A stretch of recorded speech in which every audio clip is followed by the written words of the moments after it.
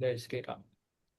गुरुर्ब्रह्मा गुरुर्विष्णु गुरुर्देवो महेश्वरा गुरुर्साक्षात् परब्रह्म तस्मै श्री गुरुवे नमः। तस्मै श्री गुरुवे नमः। ओम शांति शांति। अभी प्रार्थना करेंगे। Oh hidden life Oh, in life vibrant in vibrant in every atom. every item, item oh hidden light oh, hidden light shining in shining in every creature. every creature oh hidden love oh, hidden love, embracing embracing all in oneness. all in one. May all May all all who feel who who feel feel themselves themselves themselves as one with thee as as one one with thee know they are know they are therefore therefore therefore one with every other. one with others.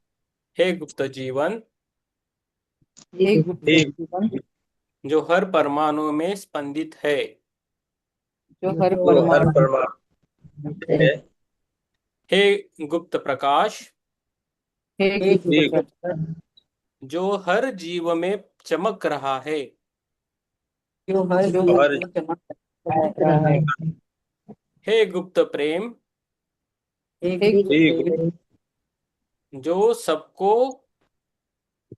जो सबको एकत्व में एकत्व एक में समेटे हुए हैं, समेटे समेटे हुए जो भी स्वयं को जो भी हुए तेरे प्रेम को साथ मेरे साथ एक रूप महसूस करे, एक रूप के से साथ करे वे वे जान ले कि वो जान ले वे अन्य सभी के साथ वे वे अन्य अन्य सभी भी एक है।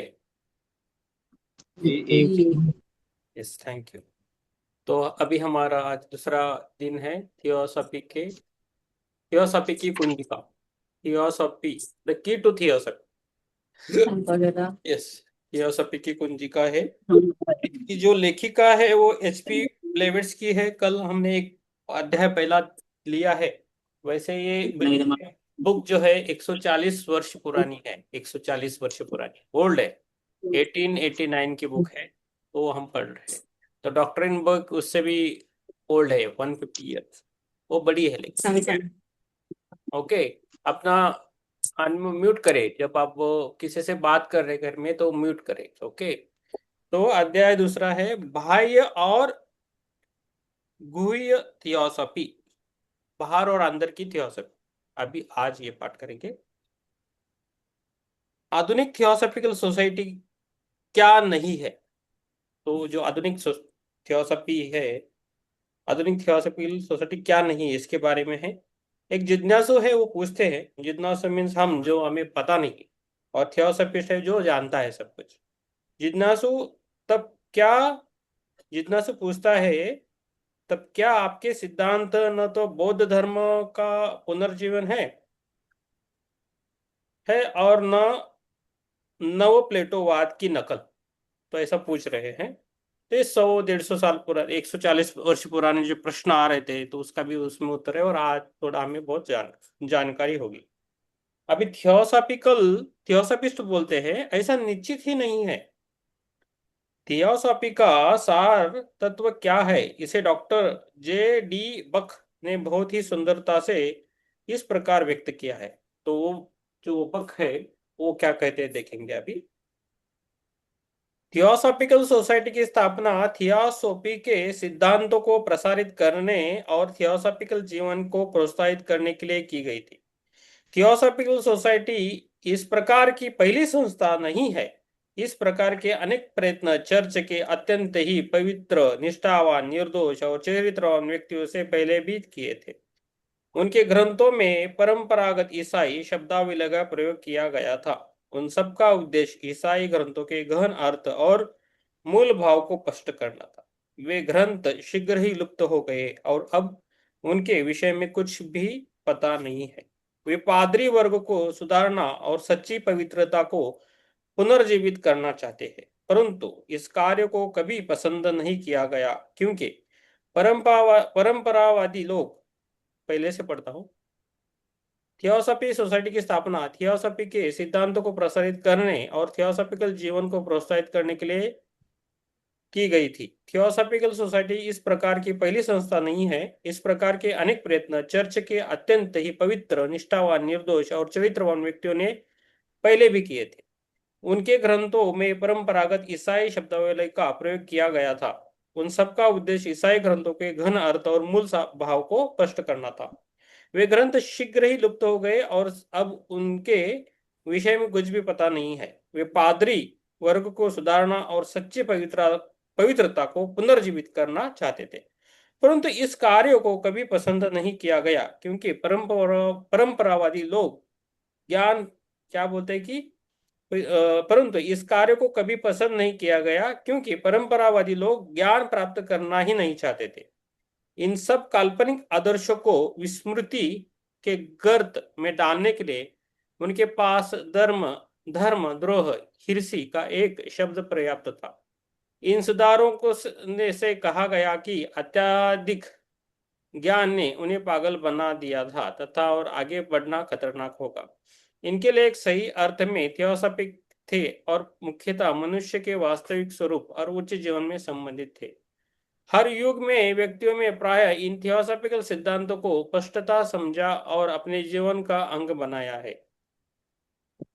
सॉरी, इन सब काल्पनिक आदर्शों को विस्मृति के गर्त में डालने के लिए उनके पास धर्मद्रोह, हिरिसी का एक शब्द पर्याप्त था। इन सुधारकों से कहा गया कि अत्यधिक ज्ञान ने उन्हें पागल बना दिया था तथा और आगे बढ़ना खतरनाक होगा।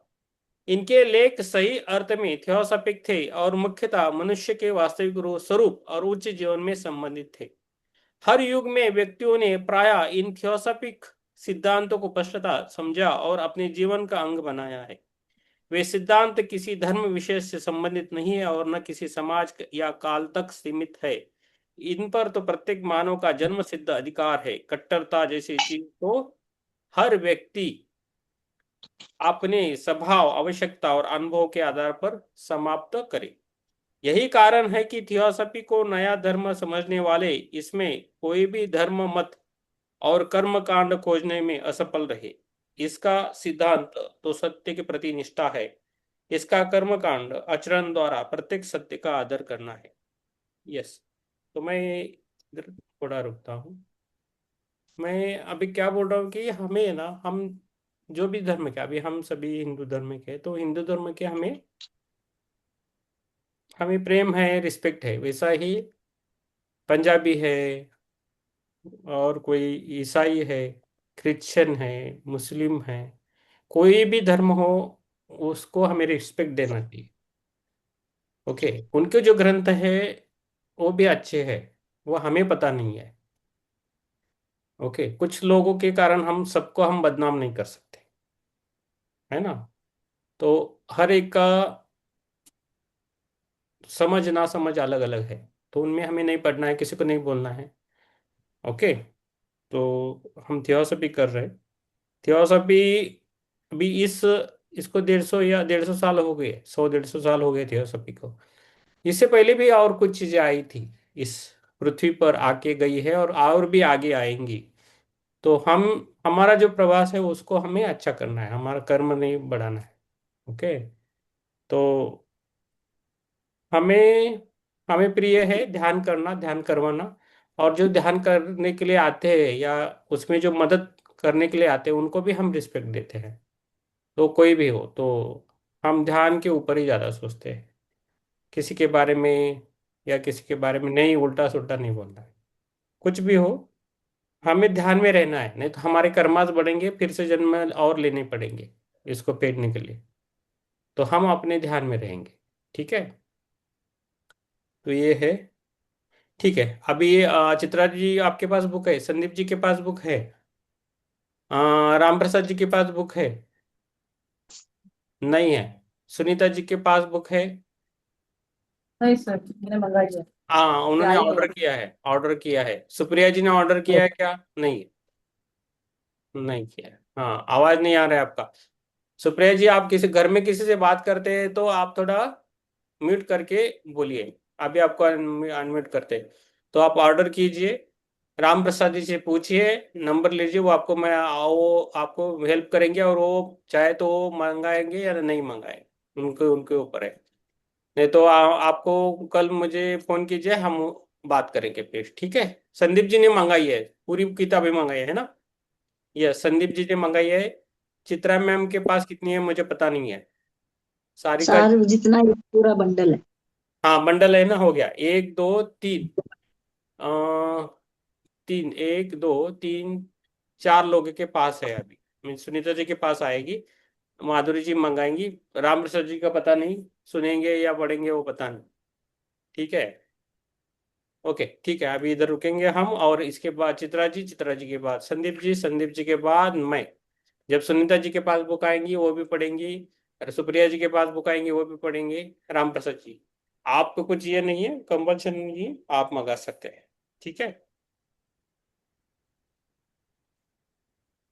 यस। मैं पढ़ती हूँ हाँ, ये आज ये अध्याय, ये दूसरा अध्याय पूरा करना ही है हमें। चलो, पढ़िए। कि जिज्ञासु, बौद्ध धर्म की नैतिकता के अतिरिक्त आप किस पद्धति का अनुसरण करते हैं? थियोसॉफिस्ट, किसी का भी नहीं। हमारा न कोई धर्म है और न कोई विशेष तत्व दर्शन। जहाँ भी हमें अच्छाई दिखती है हम उसे अपना लेते हैं, परंतु वह उल्लेख करना आवश्यक है कि सभी प्राचीन पद्धतियों के समान थियोसॉफी भी बाह्य और गुह्य वर्गों में विभाजित है। जिज्ञासु, कोई पूछते हैं इनमें अंतर क्या है? थियोफिस्ट कहते हैं कि थियोसोफिकल सोसाइटी के सामान्य सदस्य किसी भी धर्म या दर्शन को मानने अथवा न मानने में स्वतंत्र हैं, परंतु यह आवश्यक है कि वे सोसाइटी के 3 उद्देश्यों में सहमत हों और उनमें से एक या अधिक के लिए कार्य करने को तैयार हों। सोसाइटी बंधुत्व के विचार को सैद्धांतिक रूप से नहीं बल्कि व्यवहारिक रूप से प्रसारित करने वाली एक परोपकारी और वैज्ञानिक संस्था है। इसका सदस्य ईसाई हो या मुसलमान, यहूदी हो या पारसी, बौद्ध हो या ब्राह्मण, आध्यात्मवादी हो या भौतिकवादी, यह महत्वपूर्ण नहीं है, परंतु प्रत्येक सदस्य या तो परोपकारी हो या विद्यार्थी, आर्य या अन्य प्राचीन साहित्य का अन्वेषण हो या मनोवैज्ञानिक शोधकर्ता। संक्षेप में, जहाँ तक संभव हो वह कम से कम एक उद्देश्य की पूर्ति में सहायता करें, अन्यथा अन्यथा उनके सदस्य होने का कोई अर्थ ही नहीं। अधिकांश तो बाह्य सोसाइटी के ऐसे ही सदस्य हैं, वे वास्तव में थियोसोफिस्ट बने या न बने, थियोसोफिकल सोसाइटी में प्रवेश पा लेने के कारण वे सदस्य तो हैं ही। जो थियोसोफी को अपने ही सांप्रदायिक या अहमवादी ढंग से समझता है वह थियोफिस्ट नहीं हो सकता। थियोफिस्ट तो वही है जो थियोसोफी के अनुसार आचरण करे। अभी समझ में आया ना? हमने जो पहले बोला था वही आ गया, है ना? हाँ जी, हाँ किसी जी। के सबका रिस्पेक्ट करना है और सबके साथ थियोसोफिस्ट रहना है। थियोफिस्ट और थियोसोफिकल सोसाइटी के सदस्य। जिज्ञासु, क्या थियोसोफी का मुख्य गुह्य अध्ययन करने वाले वास्तव में थियोफिस्ट है? थियोसोफिस्ट यह आवश्यक नहीं जब तक कि वे इसे प्रमाणित न करें। वे एक आंतरिक संगठन के सदस्य बन जाते हैं और यथासंभव दृढ़ता से उसके नियम पालन की प्रतिज्ञा लेते हैं। यह एक कठिन कार्य है क्योंकि सबसे प्रमुख नियम अपने निम्न स्वयं का पूर्ण त्याग है। इसका अर्थ है कि प्रतिज्ञाबद्ध सदस्य सच्चा परमार्थवादी हो, कभी अपने विषय में न सोचे और गुह्य संगठन के अपने सहबंधुओं के अतिरिक्त अपने साथियों के हित चिंतन में स्वयं अपने मिथ्याभिमान और अहंकार को भूल जाए। यदि उसे गुह्य शिक्षाओं का लाभ लेना है तो उसका जीवन सब प्रकार से संयमित, त्यागपूर्ण और सदाचारी हो और वह सबके प्रति अपने कर्तव्य का पालन करे। टीएस के बहुत कम सच्चे थियोसोफिस्ट इस संगठन के सदस्य हैं। इसका यह अर्थ नहीं है कि टीएस या आंतरिक संगठन के बाहर थियोसोफिस्ट हो ही नहीं क्या है, थियोसोफिस्ट है ही नहीं होना चाहिए। ऐसे व्यक्ति हैं और लोगों की जानकारी से कहीं अधिक जिज्ञासु कहते हैं। इसको समझ में आए ना? एक मिनट, आपको ये समझ में आए कब बोलो। हाँ, उसमें जो है थियोसोफिस्ट के जो नियम है उनको मानना पड़ेगा और अपने अहम को छोड़ना पड़ेगा, मतलब इधर उधर के जो भी है वो सब छोड़ना पड़ेगा। और इनकी जो 3 प्रतिज्ञाएं हैं उनमें से कम से कम 1 या 2 को तो सच्चे मन से मानना पड़ेगा। और ये इसके अंदर और एक संगठन है, थियोसॉफी में हाँ, और एक संगठन है, वो ध्यानियों का है, मेडिटेशन करने वालों का है। उसको क्या है, उसको पात्रता है कि थियोसॉफी ज्वाइन होने के बाद 3 साल के बाद कुछ बुक्स पढ़ने पड़ते हैं, उसके बाद उसको लेते हैं। हम जो बुक कर रहे हैं वो भी एक बुक है, उसमें पहले भी थी, 4-5 बुक्स है वो करनी पड़ती है, उसके बाद वो एंट्री मिलती है उधर। उसमें वो ध्यान वगैरह सब करते हैं, 3 टाइम करने का है उसमें ध्यान, ऐसा भी है। तो ये जनरल है, अंदर एक संगठन है, वो भी उससे अच्छा है। ठीक है, धीरे धीरे हम समझ जाएंगे, इसलिए हम पूछ रहे हैं कि समझ में आता है तो बोलिए, नहीं तो रुकाइए, कुछ प्रॉब्लम नहीं है, हम सबको समझ के जाना है। ओके, ठीक है मैम, आप पढ़िए। जिज्ञासु संयमित मन वाला और लक्ष्य के प्रति निष्ठावान, जिसमें अदम्य शक्ति और अनवरत प्रयत्न करने की प्रवृत्ति हो। वह यदि अकेला प्रयत्न करे तो क्या वह गुह्यविद और यहाँ तक कि सिद्ध पुरुष नहीं बन सकता। थियोसोफिस्ट वह बन तो सकता है, पर संभावना 10,000 में से 1 के सफल होने की है।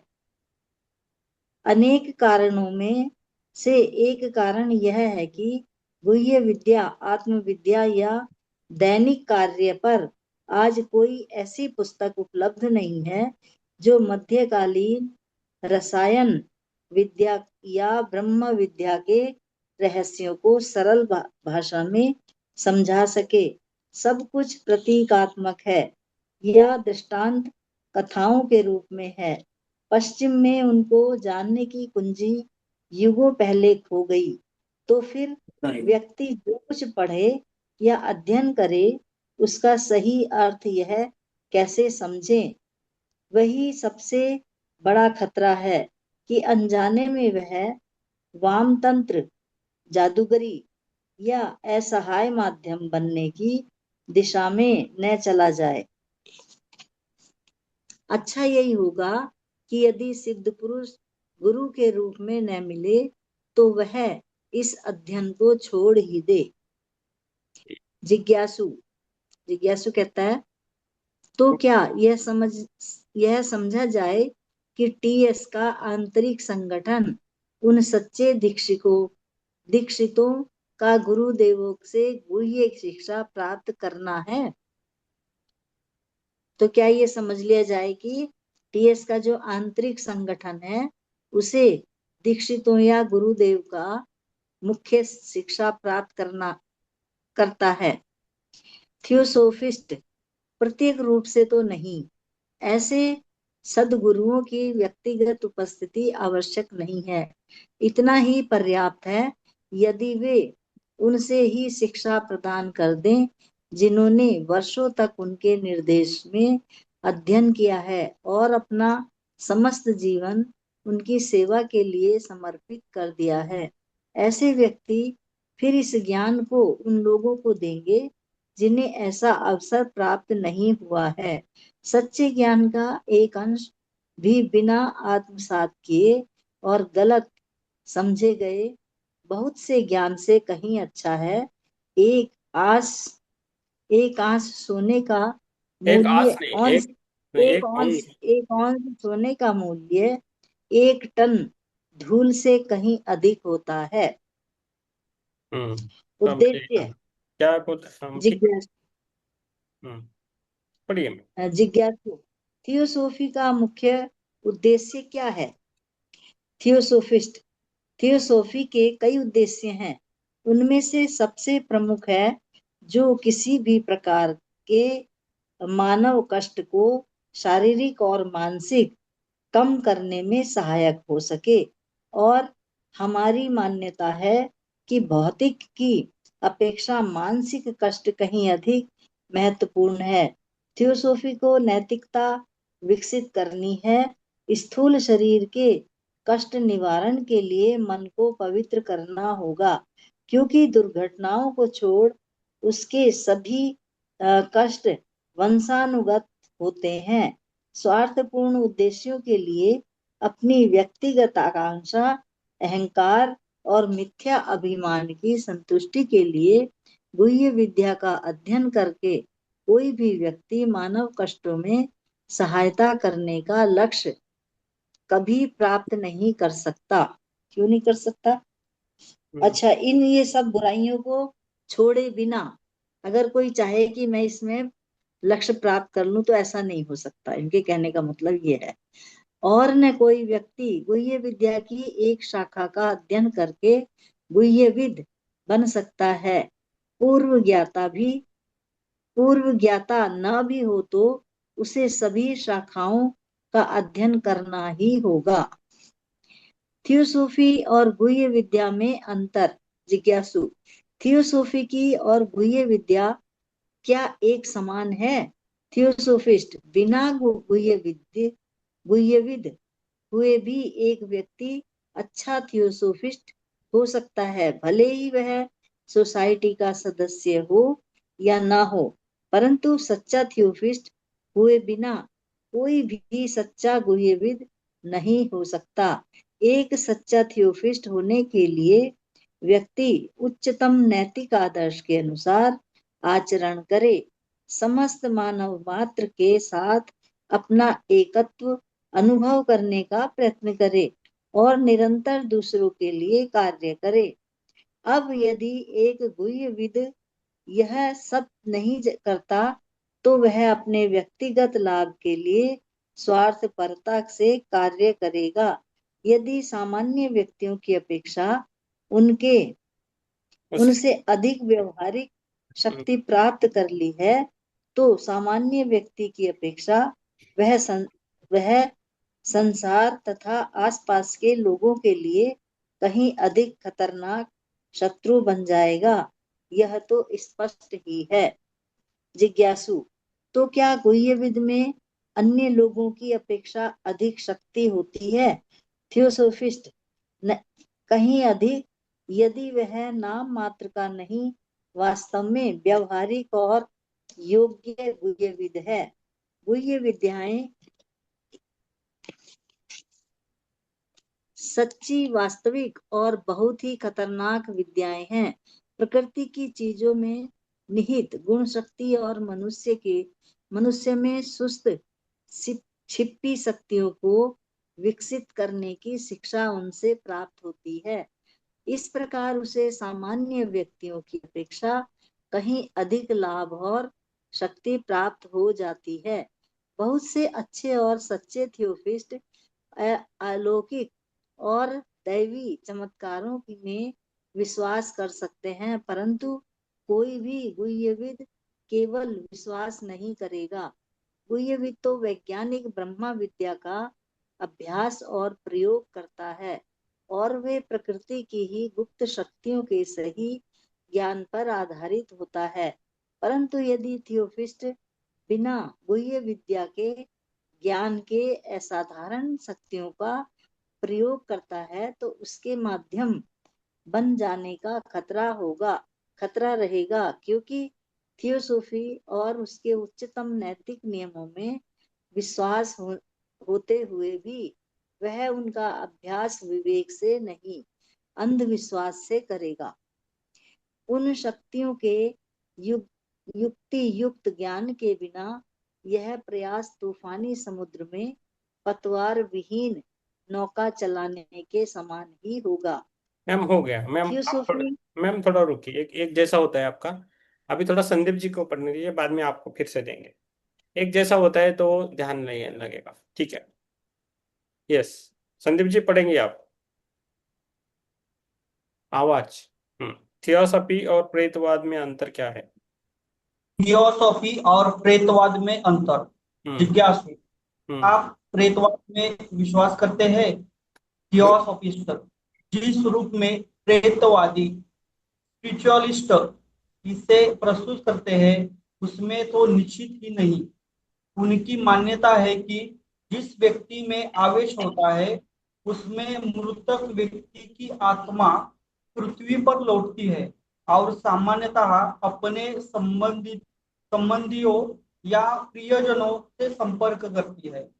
हम निश्चय पूर्वक कहते हैं कि कुछ दुर्लभ अपवादों को छोड़ मृतक की आत्मा पृथ्वी पर नहीं लौट सकती और न लोगों से वार्तालाप करती है। यदि करती भी है तो पूर्णतः व्यक्तिगत ढंग से। जो बाह्य रूप से दिखाई देता है वह विगत शरीरधारी मनुष्य की छाया मात्र होती है। हम सच्चे आध्यात्म में तो निश्चित ही विश्वास करते हैं। और लास्ट वाली, क्या आप एक मिनट, लास्ट वाली 3 लाइन है ना, उस समय आध्यात्म, सच्चे आध्यात्म, उसकी स्टार है वो पढ़ना है उस समय। नीचे है देखो, वो पढ़ के रुकना है। ये पूरा पैराग्राफ भी पढ़ देता हूँ। और न लोगों से वार्तालाप नहीं, वो पढ़ा है अपने, हम सच्चे आध्यात्म में तो निश्चित ही विश्वास करते हैं, पढ़ा है ना। तो उधर एक आध्यात्म के बाद स्टार है, स्टार, चांदणी आहे, चांदणी। ती चांदणी खाली पण आहे एकदम, ती वाचायचं असतंय, ठीक है। अभी अभी पढ़िए, उस समय प्रेतवादियों को, वो पढ़ना है, 3 लाइन खाली पढ़ के रुकना है। ऐसा पढ़ा जाता है बुक, ओके। हाँ, समझ में, मैं पढ़ता हूँ, ठीक है। आध्यात्म में तो निश्चित ही विश्वास करते हैं, तो सच्चे आध्यात्म का मतलब नीचे लिखा है 3 लाइन में। उस समय प्रेतवादियों को स्पिरिचुअलिस्ट और प्रेत वहन को स्पिरिचुअलिज्म कहा जाता था, परंतु स्पिरिचुअलिज्म का वास्तविक अर्थ तो अध्यात्म है, प्रेतावाहन नहीं, अनुकरण। ओके, ये इधर उन्होंने दिया है, ठीक है। तो अभी है, ये प्रश्न हो गया। अभी एक एक प्रश्न पढ़ेंगे, मैं एक पढ़ता हूँ, फिर चित्राई मैम पढ़ेगी एक, और बाद में आप, ऐसा ऐसा करेंगे अभी, ठीक है। तो चेंजेस होगा। जिज्ञासु, क्या आप दृश्य घटना को अस्वीकार करते हैं? थियोसॉफिस्ट बोलते हैं बिल्कुल नहीं, जब तक कि वह जानबूझकर किया गया धोखा ना हो। क्या आप दृश्य घटना को अस्वीकार करते हैं? दृश्य घटना, तो थियोसॉफिस्ट क्या बोलते हैं? बिल्कुल नहीं, जब तक कि वह जानबूझकर किया गया धोखा ना हो। तो इसके बारे में देखेंगे। जिज्ञासु, ओके, मेरा हो गया। अभी चित्रा मैम पढ़िए। जिज्ञासु, तो आपके अनुसार इसका क्या कारण हो सकता है? थियोफिस्ट, जो इस प्रकार की अभिव्यक्तियां होती हैं उनके कारण इतने आसान नहीं होते। सर्वप्रथम तो तथाकथित स्थूल रूपीय अभिव्यक्ति प्राय माध्यम या किसी उपस्थित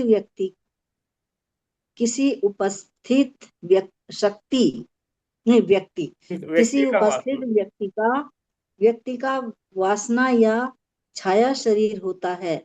स्टेट लेखन आदि जैसी स्लेट सलेट लेखन आदि जैसी अभिव्यक्तियों में भी वासना शरीर ही उत्पादक कारण होता है। कभी कभी मृत व्यक्ति के एस्टल अर्थात वासना शरीर के अवशेष कामलोकीय शव ही कारण होते हैं। कभी कभी निम्न देवगण भी आत्मा शब्द के अनेक रूप और व्यापक महत्व है। जहाँ तक हम समझते हैं, प्रेमवादियों का यह कहना है कि भौतिक अभिव्यक्ति पुनर्जन्म लेने वाली जीवात्मा अर्थात अविनाशी व्यक्तित्व द्वारा की जाती है। इस मान्यता को हम पूर्णतः अस्वीकार करते हैं। मृत व्यक्ति का सचेतन व्यक्तित्व अर्थात जीवात्मा कभी भी स्वरूप धारण नहीं कर सकता और न वह अपने मनोलोक के देवचन में पृथ्वी लोक को ही लौट सकता है। इनके कहने का है कि मतलब जो चला गया मृत्यु के बाद वो कभी पृथ्वी पर नहीं लौट सकता। कुछ लोगों का तो ये कहना है। कुछ कहते हैं कि वो आते हैं प्रेत बनकर और अपने संबंधियों से परिवार वालों से बातें करने की कोशिश करते हैं, और ज्यादातर इसमें वो लोग होते हैं जो वासना युक्त होते हैं, ठीक अपनी है, इच्छा इसमें हम पूर्ति ज्यादा के नहीं लिए। पढ़ेंगे, लेकिन सपने में मरे हुए लोग आते हैं। अपने अपने आप हाँ। अपने आपको भी पता होगा कि आपके कोई भी हो, पिता माता जी, दादा दादाजी, नाना नाना जी, कभी कभी सपने में आके बोल के जाते हैं। ओके, और दिखते भी, सबको दिखते हैं, मुझे भी दिखते थे। ठीक है, लेकिन तो इसमें कुछ कुछ लोगों का मानना है कि वो नहीं आते। ठीक है, ये 140 वर्ष पुरानी बुक है, हम आगे पढ़ेंगे। चलो आप पढ़िए मैम। ठीक है। हमारा दृढ़ मत है कि मनुष्य उस परमात्मा का एक दिव्य अंश है और तत्वतः उसी के समान है। हमारा आत्मा वस्तुतः सर्वज्ञ है, परंतु अपने उस ज्ञान को पदार्थ की बाधाओं के कारण व्यक्त नहीं कर सकता। ये बाधाएं कि जितनी कम होंगी, अर्थात दूसरे शब्दों में भौतिक शरीर अपनी स्वतंत्र क्रियाओं और चेतना में जितना निष्क्रिय होगा, जैसा कि वह गहरी नींद या समाधि में या कभी कभी बीमारी में होता है, उतना ही अधिक वह अंतरात्मा इस लोक में व्यक्त हो सकेगा। उच्च प्रकार की सच्ची चमत्कारी अभिव्यक्तियों के संबंध में हमारा यही स्पष्टीकरण है। उनमें निर्विवाद रूप से बुद्धिमत्ता और ज्ञान प्रदर्शित होता है। निम्न स्तरीय अभिव्यक्तियों जैसे भौतिक दृश्य घटना आदि के विषय में हमें अपनी अत्यंत महत्वपूर्ण शिक्षाओं तक को समझाने के लिए बहुत समय और स्थान चाहिए। किसी भी अन्य मान्यता के समान प्रेतवादियों स्पिरिचुअलिस्टों की मान्यताओं में हस्तक्षेप करने में हमारी कोई रुचि नहीं है। उन्हें प्रमाणित करने का दायित्व ऐसी आत्मा में विश्वास करने वालों पर है। शुद्धतः मानसिक और आध्यात्मिक अभिव्यक्तियों के संबंध में हमारी मान्यता है कि जीवित व्यक्ति की जीवात्मा और शरीर विहीन देह आत्माओं के बीच पारस्परिक संवाद संभव है। हमारा कहना है कि ऐसी स्थिति में मृत व्यक्ति की देह विहीन आत्मा नीचे पृथ्वी पर नहीं उतरती, बल्कि जीवित व्यक्ति की आत्मा ही उच्च लोक तक पहुंचती है। सच तो यह है कि न तो ऊपर जाना है और न नीचे उतरना। यह तो माध्यम की स्थिति या दशा में परिवर्तन है। ऐसे माध्यम का शरीर निष्क्रिय या संज्ञा शून्य हो जाता है, तब उसका जीवात्मा अपने अवरोधों से मुक्त होकर चेतना के उस लोक में पहुंच जाता है जहां देह विहीन जीवात्मा होती है। इसीलिए यदि उन दोनों के बीच कोई आध्यात्मिक आकर्षण होता है तो उसके बीच संवाद भी हो सकता है, जैसा कि प्रायः स्वप्न में होता है। माध्यम बनने योग्य और असंवेदनशील स्वभाव में यह अंतर होता है। माध्यम की मुक्त चेतना को यह अवसर और सुविधा होती है कि वह अपने संज्ञा शून्य स्थूल शरीर के निश्चेष्ट अंगों को प्रभावित कर सके और अपनी इच्छा अनुसार उनसे बुलवा, लिखवा या कार्य करा सके। मानवीय भाषा में एक गूंज के समान जीवात्मा अपने या देह विहीन व्यक्ति के विचार दोहरवा सकता है, परंतु दृढ़ निश्चयी और असंवेदनशील व्यक्ति के शरीर को इस प्रकार प्रभावित नहीं किया जा सकता। इसीलिए कोई भी ऐसा व्यक्ति नहीं है जिसकी जीवात्मा का निद्रा काल में अपने प्रिय परंतु मृत व्यक्ति से स्पष्ट समागम न होता हो, परंतु स्थूल शरीर और मस्तिष्क की घनात्मकता और अपरग्रहणशीलता के अग्रहणशीलता कारण अग्रहणशीलता अग्रहणशीलता के कारण उसका स्मरण नहीं रहता या जागने पर बहुत ही धुंधली सी स्मृति बनी रहती है। ये रुकिए मैं तो ये क्या बोलते हैं जीवात्मा के नियम इसमें से थोड़ा भाग है। प्रेतात्मा भी है पूरी। उससे पहले ज्यादा था, जादू टोना और भी जगह चलता है और अभी थोड़ा बहुत कम भी हुआ होगा। लेकिन हम थोड़ा उच्च स्तर में आए हैं ध्यान की यात्रा में, तो हम उससे थोड़ा दूर हो गए। तो ये भी सब कुछ चलता है हर जगह, ठीक है। जो कुछ लोग करते हैं, पिशाच को बांध के रखते हैं खुद के साथ, तो वो सब उनका काम सुनता है। लेकिन जब वो उल्टा भी कभी कभी होता है, पैसे हाथ में से निकालना, किधर से खाना लेके आना, हाथ में खाना लड्डू देना, वो जो होता है ना वो गलत है। वैसा नहीं करना है वो चीजों को। ठीक, ये है। यह संदीप जी आप पढ़िए। जिज्ञासु, इसका अर्थ है कि आप प्रेतवादी दर्शन को पूर्णता अस्वीकार करते हैं। थियोसॉफिस्ट, निश्चित ही यदि दर्शन से आपका अभिप्राय उनके अपरिष्कृत सिद्धांतों से है, तो वास्तव में प्रतिवादियों का कोई दर्शन ही नहीं है। प्रेतवाद के महान विद्वान और उत्साही पक्ष पोषक ऐसा कहते हैं।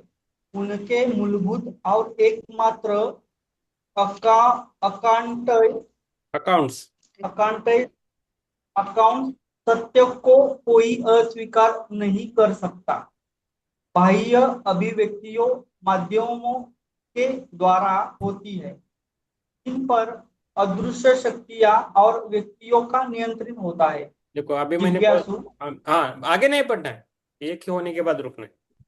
देखो मैंने अभी बोला था ना, वही आ गया। अदृश्य शक्तियों के व्यक्तियों का नियंत्रण होता है।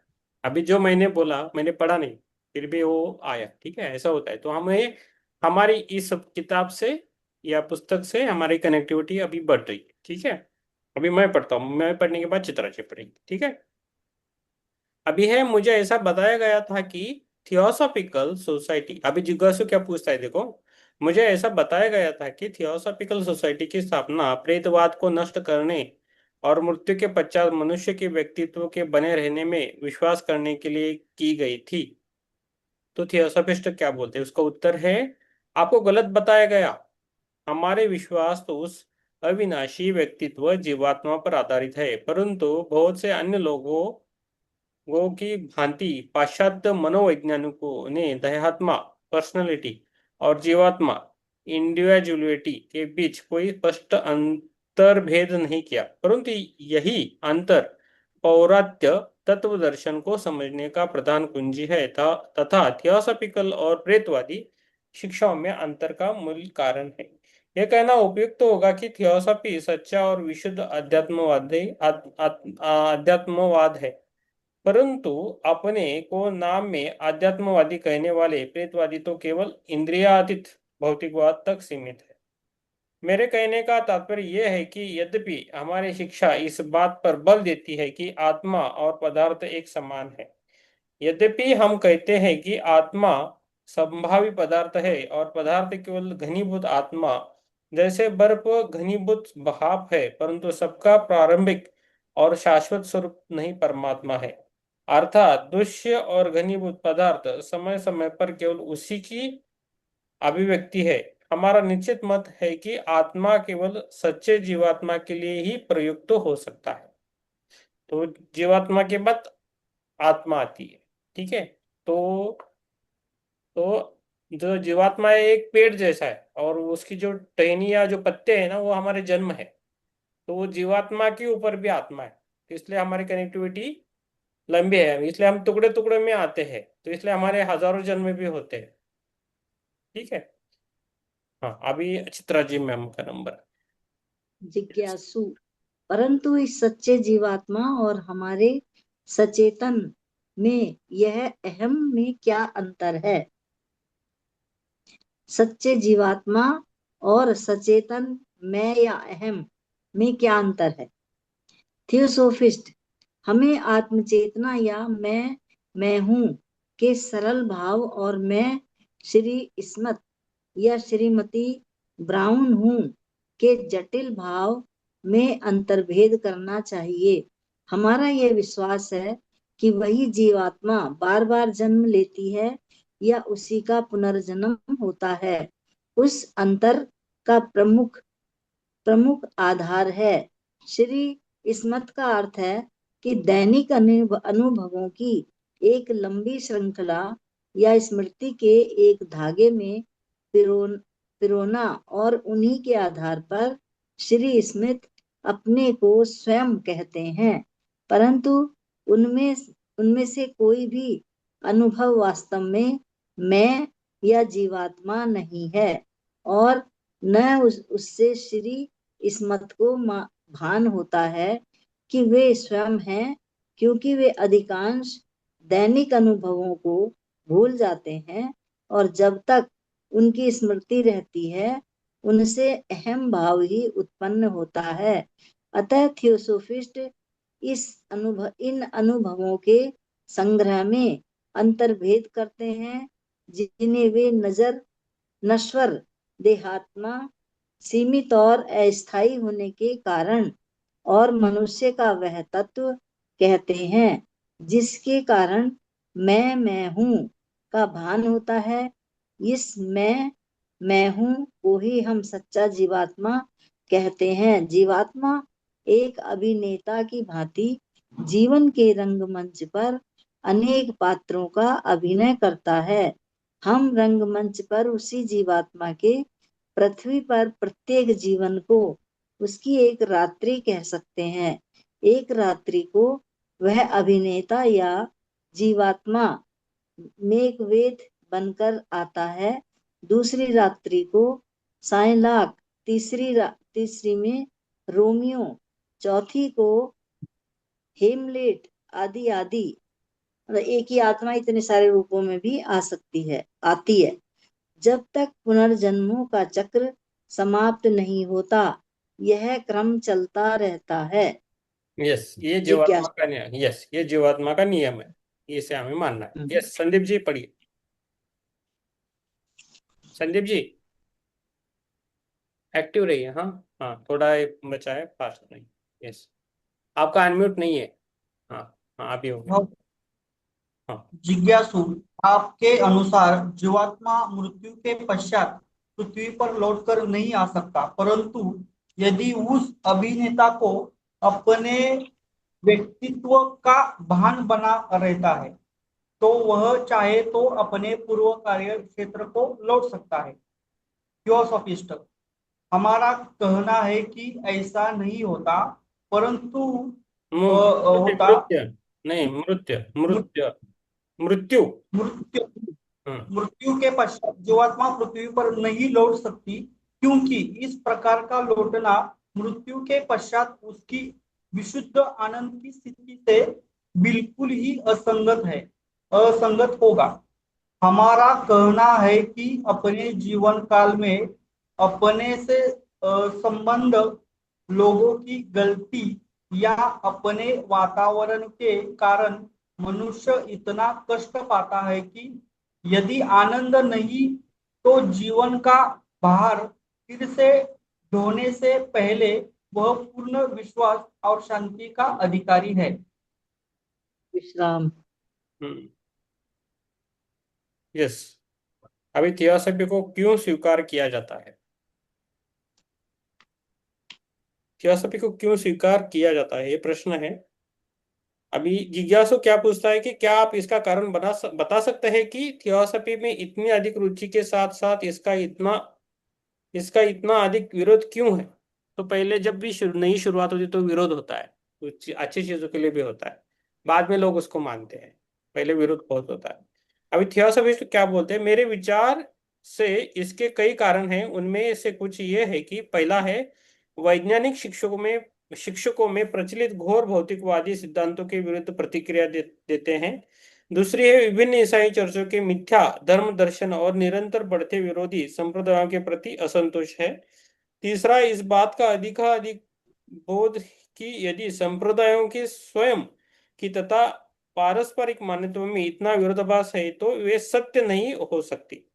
जिन तत्वों के सत्य की जांच न की जा सके ये यथार्थ नहीं हो सकते। परंपरावादी धर्मों के प्रति सांभाविक अविश्वास की प्रति इस बात से भी होती है कि वे समाज और व्यक्ति में नैतिकता और पवित्रता बनाए रखने में असफल रहे हैं। चौथा है, बहुतों का एक यह विश्वास तथा कुछ का ये प्रत्यक्ष ज्ञान की कहीं ना कहीं एक ऐसी दार्शनिक और धार्मिक पद्धति होनी चाहिए जो केवल काल्पनिक नहीं वैज्ञानिक हो। पांचवा है, अंतिम संभवतः ये विश्वास की ऐसी पद्धति उन शिक्षाओं में ढूंढनी होगी जो किसी भी आधुनिक धर्म से अति प्राचीन हो। तो ये इसमें आता है। ठीक है मैम, पढ़िए आप। जिज्ञासु, हाँ। परंतु इस पद्धति को इसी समय किस कारण से प्रस्तुत किया गया? थियोसोफिस्ट, इसलिए क्योंकि यह समय इसके लिए उपयुक्त समझा गया। इस बात की पुष्टि इससे होती है कि किसी भी कीमत पर और कहीं से भी इस सत्य तक पहुंचने के लिए अनेक निष्ठावान साधक प्रयत्नशील हैं।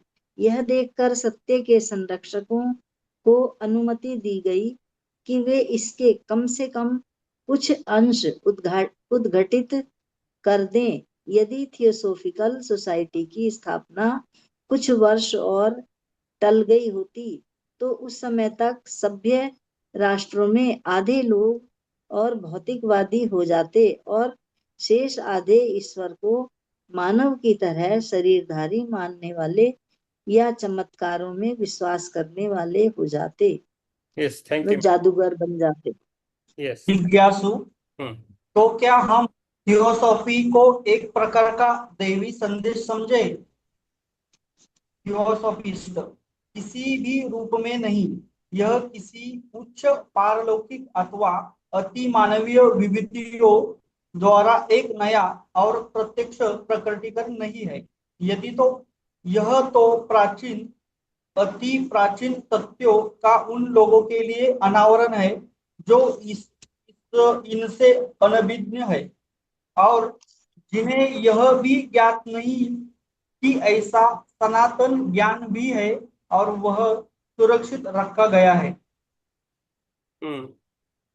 यस। अभी है, जिज्ञासु पूछते यदि सत्य वही है जैसा थियोसॉफी ने प्रतिपादित किया है तो इसका इतना विरोध क्यों हुआ और सामान्यतः इसे स्वीकार क्यों नहीं किया गया? योगिता जी, सुनीता जी, आप कैमरा ऑन कीजिए। सारिका जी ने बोला है वो नहीं कर सकती। ओके। थियोसॉफिस्ट बोलते इसके भी अनेक कारण हैं। उनमें एक है, जिस लोग नई पद्धति कहते हैं उनके प्रति उनके मन में घृणा, स्वार्थपरता, अनिवार्यत रूढ़िवादी होता है और व्यवधान उसे असह्य होता है। महानतम सत्य प्राप्ति के लिए यदि थोड़ी भी सुख सुविधा का त्याग आवश्यक हो तो उसकी अपेक्षा व्यक्ति सुलभ और समरहित असत्य की पसंद करेगा। किसी बात से यदि तुरंत लाभ और परिणाम की आशा न हो तो उसके प्रति मानसिक आलस्य की प्रवृत्ति प्रबल होती है। इसके अतिरिक्त थियोसॉफी की शिक्षाओं का स्वरूप थोड़ा अपरिचित सा है। उसके सिद्धांत अत्यंत गूढ़ और गहन है। इनमें से कुछ सिद्धांत तो संप्रदायवादियों द्वारा पाले गए हैं, उन भ्रमों का सीधा विरोध करते हैं जिन्होंने प्रचलित मान्यताओं के आधार का ही नष्ट कर दिया है। साथ ही इसके आंतरिक संगठन में शिष्य बनने वालों से व्यक्तिगत प्रयत्न और अत्यंत पवित्र अत्यंत पवित्र जीवन की अपेक्षा की जाती है। बहुत ही कम व्यक्तियों को पूर्ण निस्वार्थ भाव से काम करना रुचिकर लगता है। इन सबसे यह आसानी से समझा जा सकता है कि इतनी धीमी और कठिन कार्य थियोसॉफी की नीति क्यों है। यह तत्व दर्शन तो प्रमुखता उनका है जो कष्ट में है, जिन्होंने किसी अन्य साधन से जीवन के दलदल से निकलने में सहायता की सभी आशा त्याग दी है। इसके अतिरिक्त किसी विदेशी धरती पर विश्वास या नैतिकता की किसी भी नए पद्धति को प्रारंभ करने का इतिहास बताता है कि ज्ञान विरोध और स्वार्थपरता से उत्पन्न हर संभव बाधा ने इनका मार्ग अवरुद्ध किया है। आविष्कारक का मुकुट तो वास्तव में कांटों का मुकुट है। पुराने जर्जर भवनों को गिराने का कार्य बिना थोड़े बहुत खतरे के पूरा नहीं किया जा सकता। तो जो सत्य है नया कुछ लेके आए तो लोग विरोध करते हैं, उसको मानते हैं। तो इधर अध्याय खत्म हुआ है। तो इसकी जो मैंने कल ये बोला था, थोड़ा ये देखेंगे कि इसमें क्या है। विषय सूची है, मैं सुनिए खाली, ठीक है। विषय सूची है, अनुवाद का निवेदन, भूमिका, विषय सूची। अध्याय है थियोसॉफी। अध्याय पहला है थियोसॉफी और थियोसॉफिकल सोसाइटी के बारे में। नाम का अर्थ, थियोसॉफिकल सोसाइटी की नीति, सभी युगों का सनातन धर्म, और ये है। ओके। अध्याय दूसरा बाह्य और गुड म्हणजे गुह थियोसॉफी, म्हणजे बाहर वाली क्या है और अंदर वाली क्या है, इसके बारे में दूसरा अध्याय हुआ है। ओके। तीसरा है थियोसॉफिकल सोसाइटी की कार्य पद्धति क्या है, तो कल करेंगे हम। सोसाइटी का उद्देश्य, मनुष्य के समान उत्पत्ति, हमारे उद्देश्य, तो सोसाइटी का नीतिशास्त्र क्या है, ये तीसरा अध्याय। चौथा है थियोसॉफिकल सोसाइटी का थियोसॉफी से संबंध क्या है, सोसाइटी का थियोसॉफी से क्या संबंध है, ये आत्म सुधार, अमृत और मृत, वो इसके बारे में जानेंगे। पांचवा अध्याय है थियोसॉफी की आधारभूत शिक्षाएं क्या है, ईश्वर और प्रार्थना क्या है, क्या प्रार्थना करना आवश्यक है, इसके बारे में जाने। जीवात्मा का सूत्र क्या है। छठा अध्याय है प्रकृति और मनुष्य संबंधी शिक्षाएं, ठीक है। परब्रह्म में सबका एकत्व, विकास की और भ्रांति क्या है, वो इसमें जीवात्मा और आत्मा में अंतर क्या है वो देखेंगे, ठीक है। सातवां अध्याय है मृत्यु के पश्चात की विभिन्न अवस्था। देखो एक अध्याय में, एक अध्याय जो एक बुक में भी है, पत्री जी की एक बुक है, मृत्यु के बाद जो है ना, मृत्यु की क्या आत्मा की यात्रा, एक पुस्तक है ना, उसमें भी है मृत्यु के पश्चात वाली क्या है, मनुष्य के भौतिक और आत्मिक स्वरूप, शाश्वत पुरस्कार और दंड तथा निर्वाण, मनुष्य के विभिन्न तत्व क्या है। आठवां अध्याय है पुनर्जन्म के बारे में है, स्मृति क्या है। इसमें हमें ये जो ज्ञान है ना, ये हमें बहुत अच्छा मिल रहा है एक्चुअली, इससे बढ़िया और किधर जल्दी मिलेगा ऐसा नहीं है, ठीक है। नौवा है कामलोक और देवचन में क्या है, निम्नत्व की नीति, थियोसॉफी शुद्ध आत्माओं को लौटने में विश्वास क्यों नहीं करते, स्कंदो, मरणोपरांत और जन्म, चेतना क्या है, चेतना क्या है इसके बारे में, विनाश और वास्तविक अर्थ क्या है, निश्चित चीजों के। 10वां अध्याय है हमारे विचार तत्व का स्वरूप क्या है, वो है जीवात्मा का रहस्य क्या है, मन का जटिल स्वरूप क्या है, सेंट जॉन की धर्म और तमीज सिद्धांतों की शिक्षा। 11वां है पुनर्जन्म के रहस्य, सामयिक पुनर्जन्म होते हैं, देश में होते हैं, सामयिक होते हैं ना। तो हम भोपाली गए तो हमने बताया था लोगों को कि हमारे इधर जन्म कैसा पहले होता है, इधर क्यों आए हैं। हम भोपाली गए थे तो लोगों को बताया था हमने जन्म, कर्म क्या है, जो जानने हैं वो कौन है, विश्वास और ज्ञान का, अंधविश्वास और सतर्क अभ्यास के अंतर क्या है, ये 11वां है। 12वां है व्यवहारिक थियोसॉफी क्या है, प्रैक्टिकल करते हुए टीएस की राजनीतिक सुधारों से संबंध, आत्मत्याग, दान वगैरह इसके बारे में है। थियोसॉफी 13वां है थियोसॉफिकल सोसाइटी के संबंध में भ्रांत धारणाएं, ठीक है। इसमें भ्रांत धारणाएं क्या है, थियोसॉफी और संयम, थियोसॉफी और शिक्षा, ये है। और थियोसॉफिकल महात्मा वे कौन है, थियोसॉफिकल महात्मा है वो बहुत अच्छा है, इसके बारे में एक बुक है महात्मा, ओके। जो पृथ्वी के रक्षण करने वाले अलग अलग महात्मा है वो है, इसके बारे में है, वे कौन है, पवित्र नाम और शब्द। और थियोसॉफिकल सोसाइटी का भविष्य क्या है, वो है उपसंहार 107। ये टोटल है, तो ये कितना 14 14 अध्याय में 14 या 15 दिन लगेंगे इस बुक को खत्म होने के लिए। ठीक है, ये एक डबल आत्मा ये है। ठीक है, अभी किसी कुछ प्रश्न पूछना है, बोलना है, बोलिए, नहीं तो हम ध्यान करेंगे। यस चित्रा जी मैम, पूछना है। ये थोड़ा अलग अलग होता है, हर बुक का अलग अलग ये है, ऊर्जा है। तो हम इंट्यूशन से करते हैं, जब भी है इंट्यूशन से करते हैं, सोच समझ के नहीं कुछ करते। हमारा अलग ग्रुप है, हम अलग है, इसलिए हमारे इधर 15 तो थोड़ा डाई मास्टर बन गए, है कि नहीं? यस चित्रा जी, सुप्रिया जी सो गई है, राम प्रसाद जी सो गए। राम प्रसाद जी अभी ज्ञान ध्यान करना है, उठिए सोई नहीं उठिए। हूँ, ताक बंद किए। ऐसा, ओके ठीक है। ये राम प्रसाद जी भी उठ गए, उन्होंने तो चालू करने वाले तभी हमने उठाया, वो गहरी इसमें गए थे। यस हम्म। यस, चलो। ये बुक नहीं है। हाँ इसीलिए सबके पास किताब होना जरूरी है। हाँ, वो पढ़ने के बहाने थोड़ा सोते रहते हैं देखो, मुझे। आज थोड़ा आलस किया तो आपको ही ज्ञान कम पड़ता, हमें नहीं। इस बुक की एनर्जी आपके पास है तो ज्यादा मिलेगी ना, हम्म। दूर से कम मिलेगी। ध्यान से मिलती है वो अलग बात है, बुक वाली एनर्जी नहीं मिली। यस, कौन आ और गए? देखो कि हर बुक में ये है वाक्य कि आलस नहीं करना है इसमें। आलस, आलसी निष्ठुर लोग नहीं चाहिए, अंधविश्वासी भी नहीं चाहिए, और इसमें चाहिए बिल्कुल लगनशील व्यक्ति, त्याग ठीक वाले। ठीक, बढ़ेगा धीरे धीरे बढ़ेगा। ठीक है, यस। इस बुक होने के बाद दूसरी करेंगे,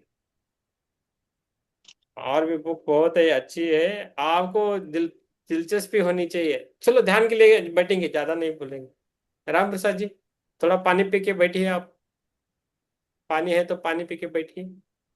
सुप्रिया जी, सुप्रिया जी आप हमें सत्र शुरू होने के पहले, आपको इस सत्र में आने के बाद प्रश्न न पूछे, आपको हमारी रिक्वेस्ट है, बाहर का कुछ प्रश्न न पूछे, खाली स्वाध्याय और ध्यान ध्यान धारणा, उसके बाद हम करेंगे 1 to 1 बात करेंगे कल हम, जो भी। ठीक है, यस।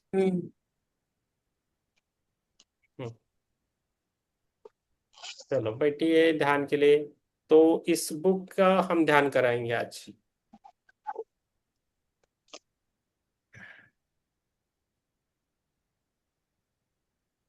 यस, चलो पानी पी के थोड़ा बैठिए। सर संकल्प कैसे ले सर? कुछ अगर हाँ, ध्यान में कुछ जानना कुछ समझना है तो क्या करना है पूछिए। संकल्प लेके ध्यान करे, अगर कुछ हाँ, जानना है, अगर ध्यान में कुछ मैसेज चाहिए नहीं, तो संकल्प कैसे वो लेना जो है? संकल्प है दूसरे के लिए और खुद के लिए हो तो वो चलता है, सार्वजनिक होना चाहिए संकल्प। खाली खुद के लिए संकल्प है तो वो नहीं होता है, बहुत टाइम लगता है। खुद के लिए सर। दूसरे के लिए हो सकता है, सर दूसरे अगर के लिए मेरे को मीन्स, कुछ मेरे दूसरे के लिए मीन्स नॉट मेरे रिलेटिव। लाइफ के चैलेंजेस के लिए हाँ अगर मेरे को कुछ रेमेडी चाहिए, हाँ यूनिवर्स से कुछ मैसेज चाहिए, तो हाँ, उसके लिए संकल्प करके मेडिटेशन करने से जवाब मिलेगा। मिलेगा। टाइम टाइम टाइम लगेगा, मिलेगा आपको, आपके कर्मानुसार आपको मिलेगा मैडम, इतना सर टाइम लगेगा वो संकल्प नहीं कैसे बोलते। करना है? तो आप पहले ध्यान करते रहिए, आपको कुछ पूछना है बाद में पूछ सकते हैं। ठीक है, ठीक है सर। यस, ठीक है आराम सर। से बैठे, आराम से बैठिए। जिसको पानी पीना है पी सकते हैं, हम भी थोड़ा पानी पियेंगे। जिसको ध्यान के लिए बैठना है बैठिए आराम से। मैं जब ध्यान लूंगा ना अभी, आप ये जो बुक है आपके दिमाग में जाएगी प्रॉपरली, दिमाग में बैठनी चाहिए, ऐसा ध्यान कराएं, है ना?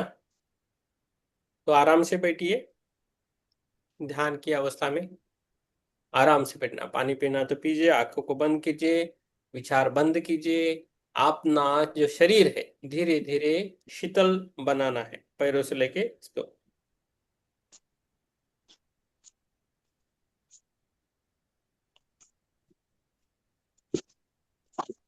इसका आवाज आ रहा है, वो म्यूट करके बैठना है। अभी सभी म्यूट हो गए। यस, आराम से बैठे।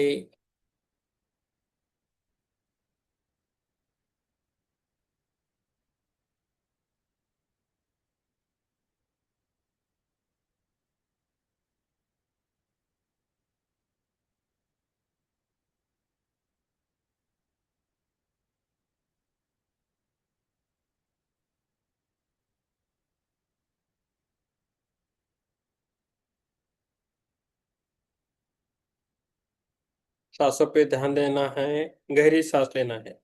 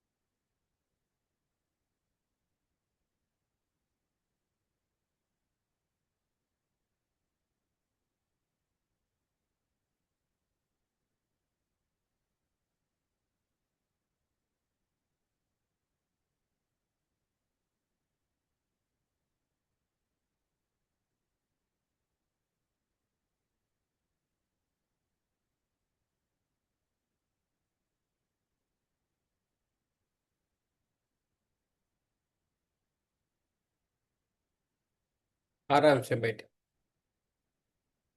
खाली सांसों पे ध्यान देना है।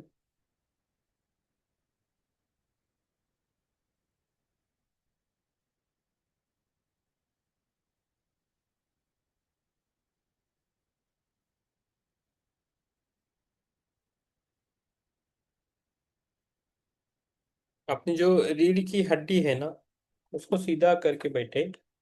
एक आरामदायक मुद्रा में बैठे। आंखें कोमलता से हमेशा बंद रहनी चाहिए। एक नाजुक सी मुस्कुराहट चाहिए हमारे चेहरे पे। आराम से बैठे। ज्यादातर अपनी कैमरा ऑन रखें, आपके लिए अच्छा रहेगा। ओके।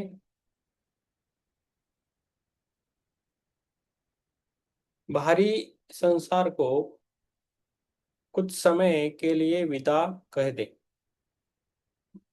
खुद का नाम भूल जाना है, खुद का गांव भूल जाना है, घर में घर वाले सब कुछ भूल जाना है। खाली मैं एक आत्मा हूँ, एक शुद्ध आत्मा हूँ, एक पवित्र आत्मा हूँ। मैं एक चेतना हूँ, मैं एक जीवात्मा हूँ। ऐसा बोल सकते हैं।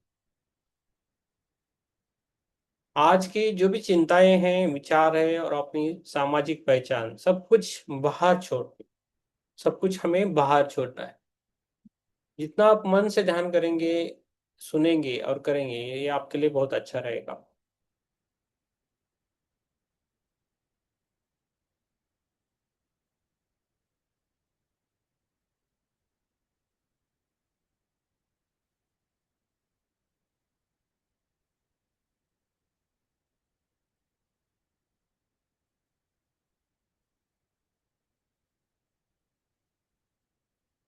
और हम धीरे धीरे अपनी हार्ट में प्रवेश करेंगे। अपनी आत्मा के जो पवित्र गर्भ गृह है, उसको बोल जाता है, उसमें हम प्रवेश करेंगे। हमें गहरी सांस को लेना है और छोड़ देना है। हमें गहरी सांस को लेना है और छोड़ देना है।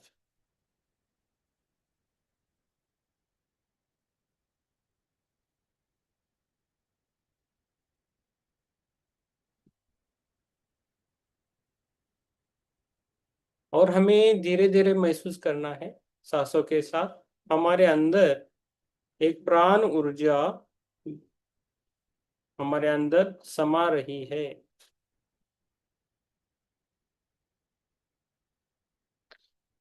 धीरे धीरे हमें सांस को छोड़ना है। धीमे से सांस को बाहर छोड़े।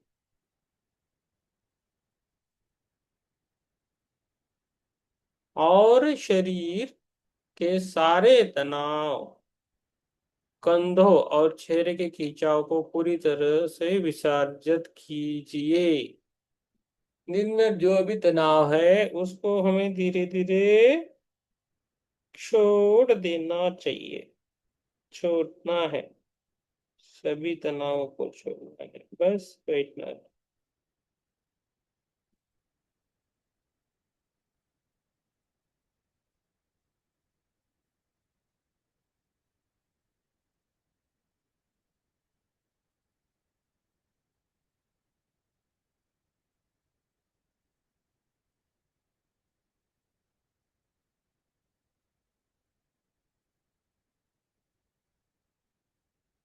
अभी धीरे धीरे अपना जो ध्यान है दोनों भवों के बीच लेके आना, जो दोनों भवों हैं उनके बीच में लेके आना है।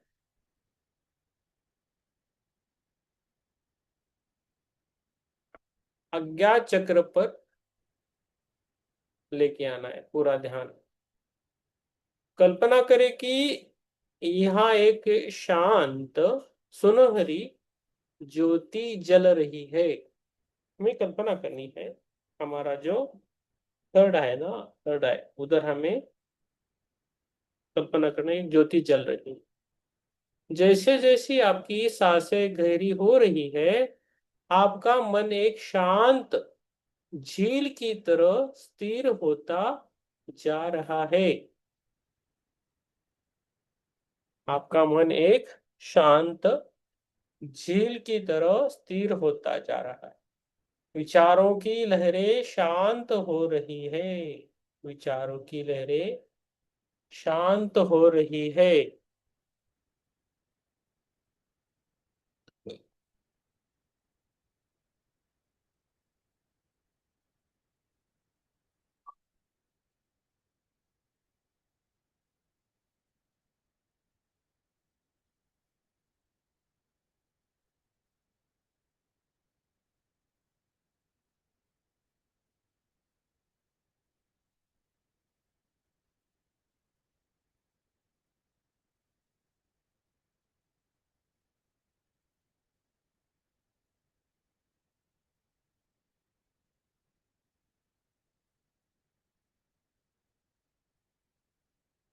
आप अपने बाहरी व्यक्तित्व को पार करके अपने भीतर छिपे उस शाश्वत केंद्र की ओर बढ़ रहे हैं।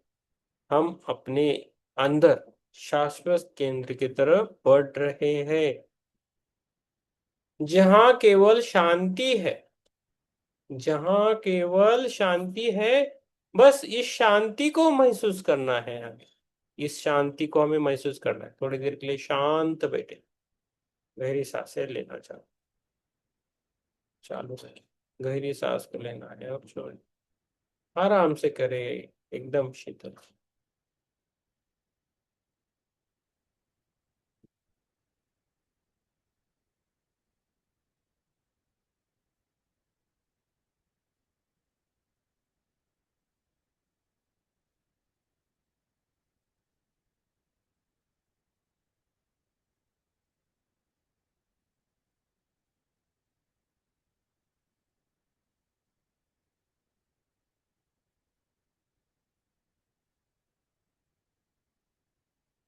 सांसों को लेना है और छोड़ देना है, श्वास को लेना है और छोड़ देना है।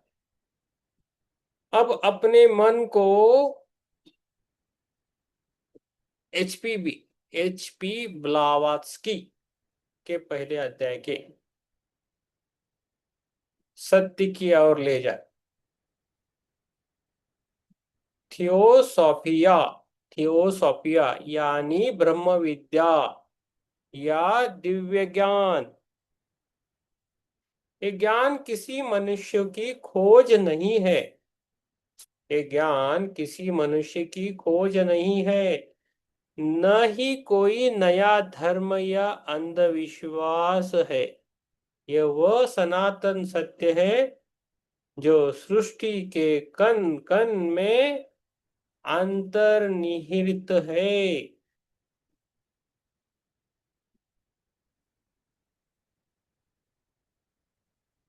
ब्लावात्स्की हमें याद दिलाती है कि ये दिव्य ज्ञान दुनिया के हर धर्म और मत से पुराना है।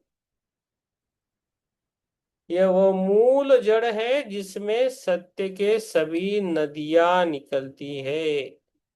अपने अंतर मन में एक विशाल प्राचीन वृक्ष की कल्पना करें। इसकी जड़ें उस अदृश्य अनंत परमेश्वर या परम चेतना में गहरी धसी हुई है।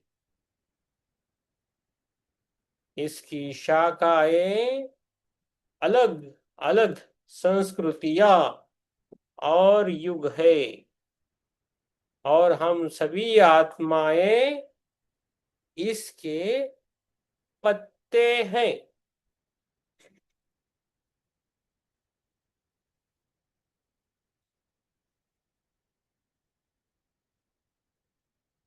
अब अपने भीतर गहराई से पूछे, क्या मैं केवल धारणाओं को मान रहा हूं?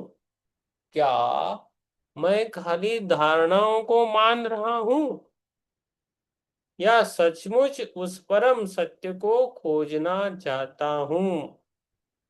क्या सचमुच उस परम सत्य को खोजना चाहता हूं? थोड़ी देर शांत बैठे, आराम,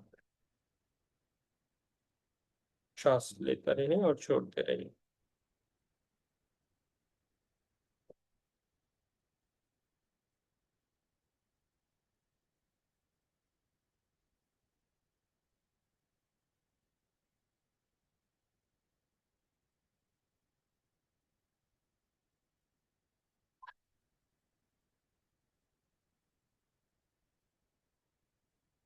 श्वासों पे ध्यान दे। सत्य का खोजी होने का अर्थ है, सत्य का खोजी होने का अर्थ है भेदभाव से ऊपर उठना। हमें भेदभाव से ऊपर उठना है। अलगाव के भ्रम को मिटा देना, अलगाव के भ्रम को मिटा देना। महसूस करें कि आपकी चेतना इस भौतिक शरीर की सीमाओं को तोड़कर फैल रही है। महसूस करें कि आपकी चेतना इस भौतिक शरीर की सीमाओं को तोड़कर फैल रही है। अब हर जीव, आप हर जीव, हर वृक्ष, हर तारे से जुड़े हैं। आप हर जीव, हर वृक्ष, हर तारे से जुड़े हैं। थियोसॉफी का पहला सिद्धांत है सार्वभौमिक बंधुत्व, यूनिवर्सल ब्रदरहुड। हमेशा हमें याद रखना है, यूनिवर्सल ब्रदरहुड। हम सब एक ही महासागर की बूंदे हैं। हम सब एक ही महासागर की बूंदे हैं। इस एकता के भाव को अपने भीतर गहरा उतारना है। इस एकता के भाव को हमें अपने अंदर उतरना है।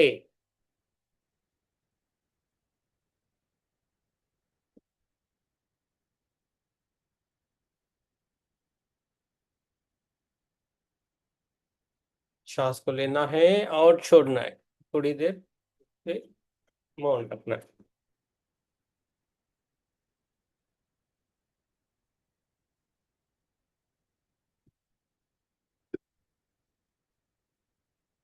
आराम से।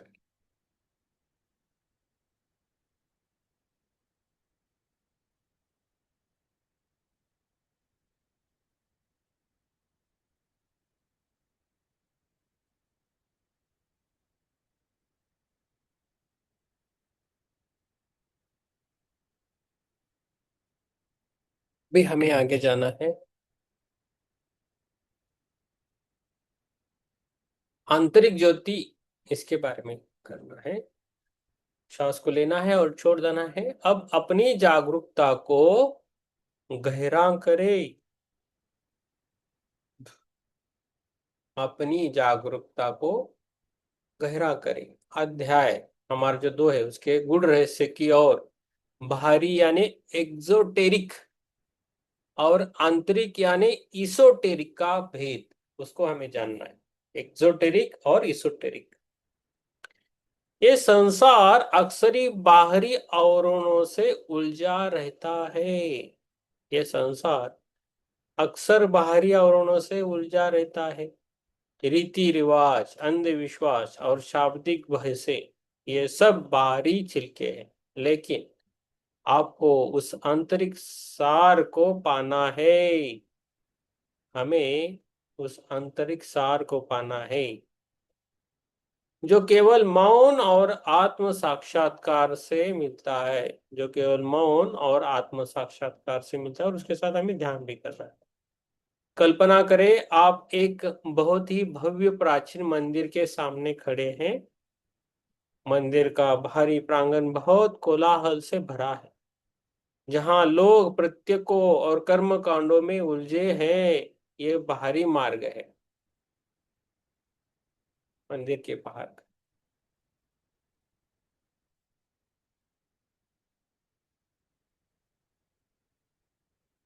आप उस भीड़ को पार करते हुए मंदिर के भीतर प्रवेश कर रहे हैं। आप गहरे पत्थरों के पर्दों को पीछे छोड़ते हुए मंदिर के सबसे गुप्त हिस्से गर्भगृह में पहुंच गए हैं। हमें महसूस करना है उस चीजों को।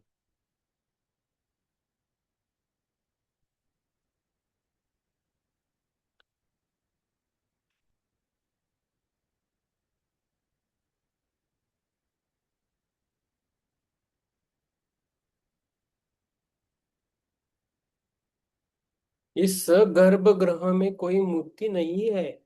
इस गर्भगृह में कोई मूर्ति नहीं है, कोई कोलाहल नहीं है। यहाँ केवल एक वेदी पर एक अखंड यहाँ केवल एक वेदी पर एक अखंड शांत और दिव्य ज्योति जल रही है।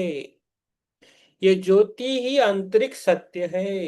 ये आपके भीतर का आत्मन डिवाइन स्पार्क है। ये आपके अंदर का डिवाइन स्पार्क है। इस ज्योति को निहारे। इस ज्योति को हमें निहारना है। ये संसार के किसी भी तूफान से विचलित नहीं होती। ये संसार के किसी भी तूफान से विचलित नहीं होती।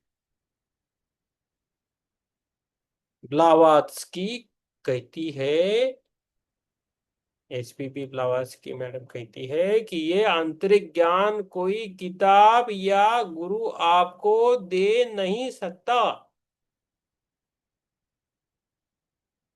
ये केवल आपके भीतर प्रकट हो सकता है।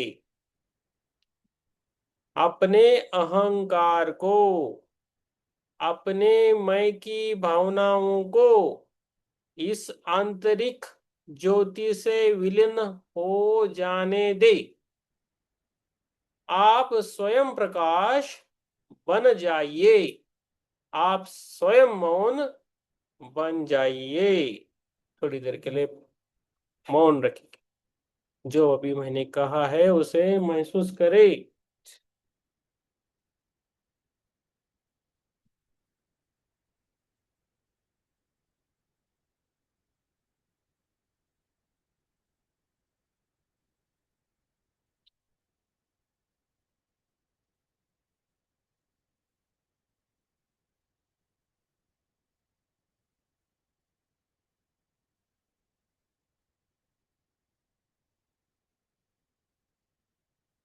सांसों को लेना है और छोड़ देना है।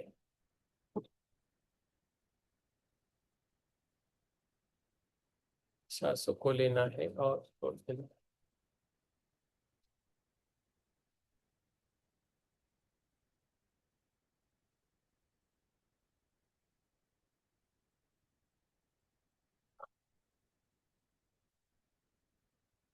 फिर पूरी तरह हमें मौन में जाना। इस मौन में हमें जाना है। सोए नहीं, सोने का टाइम नहीं है, ये जागरूक होने का टाइम है। ये हमें जागरूक होने का टाइम है। अब सभी विचारों अब सभी विचारों, सभी कल्पनाओं और शब्दों को छोड़ दे। कोई विश्लेषण नहीं, कोई प्रयास नहीं, बस होने के भाव में रहे। अगले कुछ मिनट के लिए पूरी तरह से शून्य हो जाए। यदि कोई विचार आए तो उसे आकाश में तैरते बादल की तरह आता जाता देखे और पुनः इस गहरे मौन में डूब जाइए।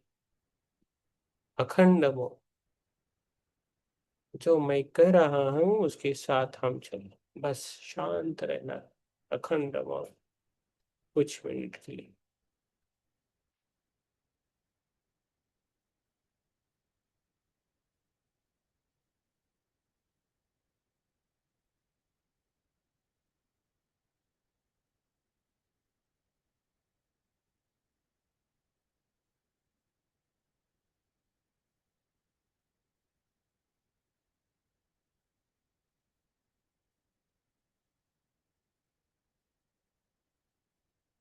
सांसों को, सांसों के ऊपर ध्यान देना है। सांस को लेना है और छोड़ देना है, धीरे धीरे, बहुत धीरे से अपनी चेतना को अपनी सांसों पर वापस लाएं।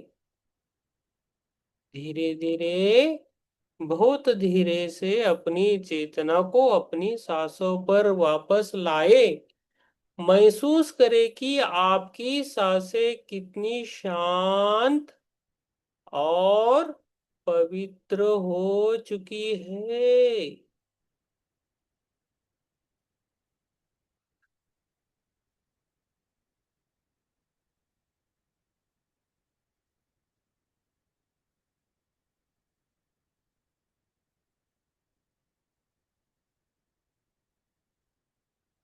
आपने उस थियोसाफिया यानी दिव्य ज्ञान का स्पर्श किया है, अपने उस थियोसोफिया यानी दिव्य ज्ञान का स्पर्श किया है, जो आपके भीतर सदा से मौजूद है। आपने बाहरी आवरणों को हटाकर अपने आंतरिक गर्भगृह का दर्शन किया है।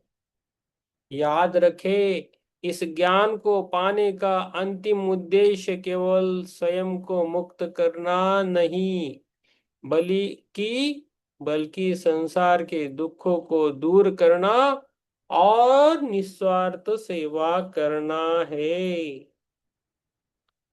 थियोसॉफी की असली चाबी ज्ञान नहीं, बल्कि उस ज्ञान को करुणा और प्रेम में बदलना है। अपनी हाथों की उंगलियों को और पैर की उंगलियों को धीरे धीरे हमें हिलाना है। अभी थोड़े थोड़े बाहर आना है हमें।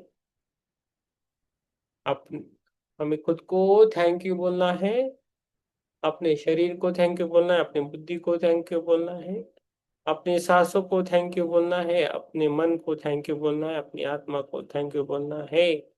इस किताब को भी हमें थैंक यू बोलना है और धीरे धीरे हमें बाहर आना है।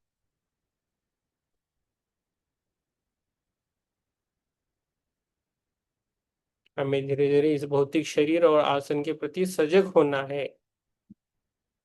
अपने भीतर की उस शांत ज्योति को प्रणाम करे, जिसको जिसको देख रहे हैं उस ज्योति को हमें शांत रूप से प्रणाम करना है और धीरे धीरे बाहर आना है। अपने सभी गुरुओं को धन्यवाद, सभी माता, अपने माता पिताओं को धन्यवाद, हमारे परिवारों को धन्यवाद, सभी सजीव और निर्जीव चीजों को धन्यवाद। इस इस पृथ्वी माता को धन्यवाद, यूनिवर्स को धन्यवाद। धीरे धीरे बाहर आना है, अपने पैरों की उंगलियों को हिलाना है, हाथों की उंगलियों को हिलाना है, और दोनों हाथ अपनी आंखों पे रखना है 5 सेकंड के लिए। 5 सेकंड के लिए अपनी आंखों पे रखना है। 5, 4, 3, 2, 1, 0। और धीरे धीरे अपनी आंखों को अपनी हथेलियों में खोलना है। आप सभी को मेरा धन्यवाद, थैंक यू। आपने बहुत अच्छा हमें यहाँ ध्यान लेने का एक अवसर दिया, थैंक यू सो मच। और हमें बताइए किसको किसको अपने अंदर ज्योति दिख रही थी, दिखी कि नहीं? दिखी तो ठीक है, नहीं दिखी तो भी ठीक है। आपको उसका आज ध्यान करवाया, थोड़ा अलग था लेकिन हो गया। Okay, yes.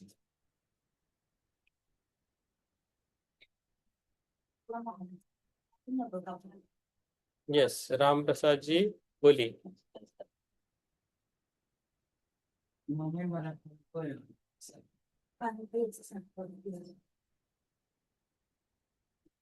आत्मबंधन मास्टर। आत्मवंदन सर। ये जैसे सूर्य की आभा होती है ना सर, हम्म। उसके चारों तरफ पूरे प्रकाश प्रकाश थोड़ा सा एक झलक दिखी बस जयराम जी। नो प्रॉब्लम, बहुत अच्छा है सर। और वैसे तो अंदर तो रहे, आज अच्छा रहा ध्यान। हाँ, लाइट बंद कर दी थी तो अच्छा लग रहा था। Okay okay, yes. आप अपना अनुभव अपने ग्रुप में शेयर कीजिए। योगिता जी, सुनीता जी, सुप्रिया जी, चित्रा मैम, बोलिए आगे कौन? अरे ओके, थैंक यू राम सच। आपके आपके वो भतीजे नहीं आ रहे? कल बात कर रहे थे सुबह, पता नहीं क्या बात। हाँ, ओके, यस, ठीक है। योगिता मैम ने बोला है, चित्रा मैम, सुप्रिया मैम, सुनीता जी, बोलिए। योगिता मैम ने दिया है, फिर भी किसी को बोलना है तो बोल दीजिए। यस, सुप्रिया मैम बोलिए। मत का जो बुक बुक में दिया है ना, हम्म। जो मृत्यु होती है तो फिर जीवित नहीं आता है, हम्म। लेकिन हमारे इसमें सोल में कभी कभी सोल आता है ना। देखो, हमें वो डिस्कशन में नहीं पढ़ना है, जो हमें ज्ञान मिलता है वो लेके जाना है, बाकी सब छोड़ देना है जितना पर हमें। ये सही है, जो हम लोग ने जो अच्छा ज्ञान है वो लेने का उसमें हाँ, लिखा है ना। ये बुक में अच्छा ज्ञान है, इसलिए हम इस बुक के कर रहे हैं। ये नाम, बाकी- मैम का नाम लग गया सर। हाँ, यस मैम। मैम का नाम खुल। यस, सुप्रिया जी, यस, खुद के, यस। यस, सही बोल रहे हैं, यस, ठीक है। Sunita, thank you. Yes. Yes, Chitra ma'am बोलिए। नमस्कार। मैंने आज देखा, हाँ किसी हाँ। बगीचे में मैं हूँ, हाँ हाँ। और एक बहुत ही छोटा बच्चा, बहुत ही छोटा बच्चा है। हाँ। मैं उसको ना, वो ऐसे मिट्टी में पड़ा है, मैं उसको झाड़ रही हूँ कि ये मिट्टी में क्यों है। बहुत ही छोटा है, और वहां ज्यादा बड़े बड़े पेड़ नहीं थे, उस बगीचे में छोटे छोटे पेड़ थे, और वो मैं उसमें खड़ी हुई हूँ उस बच्चे को लेके। लड़का था या क्या लड़की? था पता नहीं, लड़का था या लड़की थी? ये भी नहीं देखा, और वो बहुत ही छोटा बच्चा पड़ा हुआ था।